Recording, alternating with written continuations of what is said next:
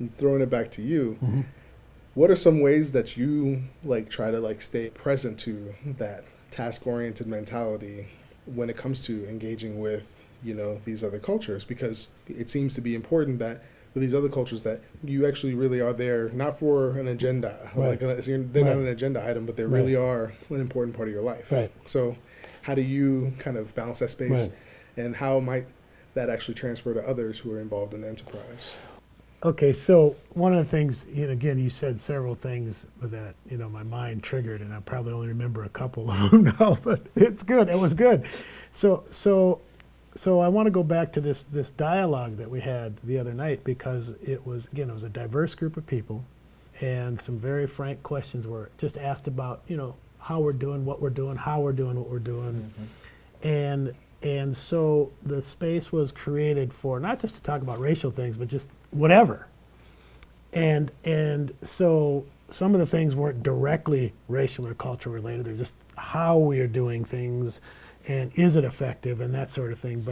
But I think what makes it work again is that, and people maybe don't like the word spirits or whatever consciousness you want to call it, your higher self, your better self, coming to the table, because without getting too deep about this, we still see differences as threatening. We still see that we're competing with each other. Well, if I'm saying it needs to be this way and you're saying it needs to be that way, that's a battle to be won. And there's a right way. I mean, that sounds so simplistic, but our egos get so tripped. But if you're in an environment where people really are humble, and what matters really is the service to the community that they're doing, then their ears are open and their hearts are open. Well, in this case, their hearts, I felt like people in the room, their hearts and ears were open. So when somebody said, well, I think we're doing it this way, and maybe we should be doing it this way, or maybe we shouldn't be so formal, and people weren't threatened by that. It's like people are shaking their head just like we're doing here. Okay, yeah, that makes sense. Yeah, maybe we have been doing some of that. And that was the beauty of it. It wasn't anybody trying to win a battle.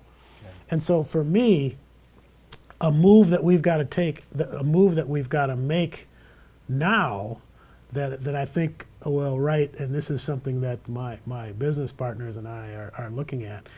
Our whole thing is about writing a new story in race relations. I mean, that's, we know the old story, okay? But how do we write a new story? Well, part of the way we write a new story is when you said about coming into an environment and being welcomed and whatever you bring.